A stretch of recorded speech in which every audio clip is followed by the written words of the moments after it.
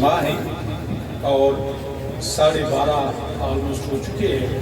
تو یہ میں بالکل نہیں کہوں گا کہ آپ اتنی حد تک بیان کریں۔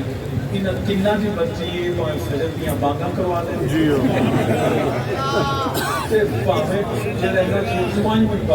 مرضی ہے نا، ساڈے لوگ کوئی پابندی نہیں، کوئی پابندی نہیں۔ باقی رہ گئی گل جو قراردادیں ڈاکٹر صاحب نے بڑے ازراہ تفنن کہی، لیکن میرا خیال ہے اس سے سنجیدہ بات کوئی نہیں ہے۔ ہمارے پاکستان کے 6 بیٹے اس وقت غزہ کی طرف رواں دواں ہیں اور آلموسٹ 70 سے زائد ممالک اس پلٹیلا میں شامل ہیں جو غزہ کی طرف پوری دنیا کی نمائندگی کرتے ہیں، اور پاکستان کے 6 سپوت اس کی نمائندگی میں ہیں۔ حالات ایسے ہیں، کچھ باتیں ہم یہ موقع بھی نہیں کرتے کہ آج جو میں نے اس بات کو دیا، لیکن یہ یقیناً ہے اگر صرف یہ 6 پاکستانی نہیں، کسی کو بھی نقصان ہوا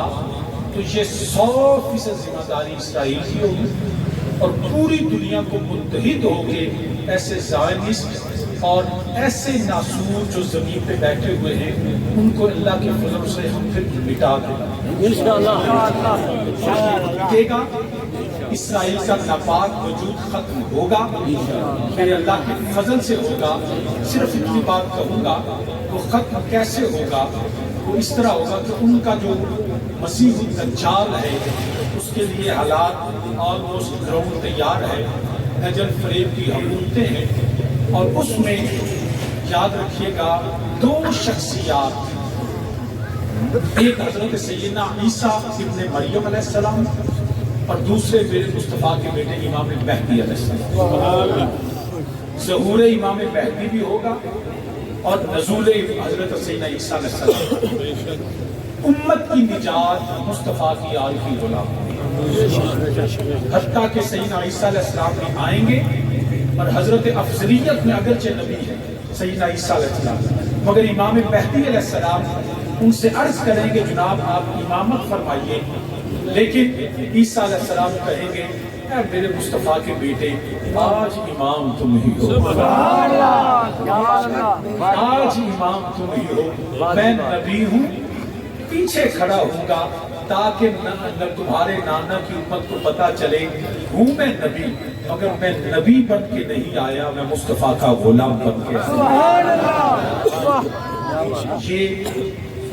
اس حالات میں ہمیں نبی علیہ السلام نے فرمایا جب فتنہ اتنا پھیل، فتنہ اکبر ہے، اتنا پھیل جائے تو تم اپنے ایمان کی حفاظت کرنا، اپنے ایمان کو بچا لینا، اور وہ ایمان وہی ہے جو علامہ مفتی طاہر تبسم صاحب نے فرمایا، جو ڈاکٹر صاحب نے اس کی وضاحت کی، اور میرے بھائی اور اہل سنت کے اسٹیجوں سے جو آتا پیغام آتا ہے، ہم اس بات پہ آج اسی طرح ہم یہ اللہ کی بارگاہ میں یہ وعدہ کرتے ہیں، ہاتھ سارے اٹھا لیجیے، اس وعدے کو میرے ساتھ کہیے کہ میرے اللہ، اپنے ہاتھ اٹھائیں سارے، میرے ساتھ ساتھ یہ پڑھتے جائیں، اور یہی اس عرص پاک کا یوں سمجھے کہ حاصل ہے۔ اس آستان علیہ سید کی بارگاہ میں ہم کھڑے ہو کے اللہ سے وعدہ کرتے ہیں، میرے ساتھ کریں اے اللہ ہم تیرے سوا کسی کی عبادت نہیں کرتے، تو ہی وحدہ لا شریک ہے، تیرے سوا کوئی عبادت کی لائق نہیں۔ اے میرے پاک رب، ہم تیرے سارے نبیوں کو مانتے ہیں اور میرے کریم آقا اللہ کے آخری نبی ہے، اس کے بعد کوئی نبی نہیں۔ ہم ناموس صحابہ کی بھی اول سے آخری صحابی تک ہر مصطفیٰ کے صحابی کا دل سے احترام کرتے ہیں۔ ہم آل رسول کو کشتی نور سمجھتے ہوئے ان کی پناہ اللہ تجھ سے مانگتے ہیں۔ اے مولا ہمیں آل رسول کی غلامی عطا فرما، ہر اللہ کے ولی،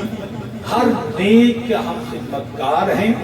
علماء حق اہل سنت والجماعت کے ہم وفادار ہیں، اور ہم الحمدللہ پاکستان کی ریاست کے بھی وفادار ہیں۔ جو پاکستان کا وفادار ہے ہم اس کے ساتھ ہیں، جو اسلام کا جھنڈا اٹھائے، جو پاکستان کا جھنڈا اٹھائے، جو ختم نبوت کا جھنڈا اٹھائے، جو کلمہ توحید کو بلند کرے گا، ہم اس کے ساتھ ہیں۔ اللہ آپ کو جزائے خیر عطا فرمائے، ساری زندگی اس پہ قائم رہیے گا۔ اب میں بلا تاخیر دعوت خطاب دیتا ہوں ہمارے محبوب خطیب پاکستان، نازشی اہل سنت، واعظ خوش الحال حضور والد کریم رحمۃ اللہ تعالیٰ علیہ سے اور ان کی عقیدت اور میرے والد کریم کی ان سے محبتیں اور شفقتیں، میری مراد حضرت علامہ مولانا قاری محمد افضال حسین نقشبندی صاحب تشریف لاتے ہیں اور اپنے مخصوص انداز میں میرے آقا کا ذکر کرتے ہیں، جس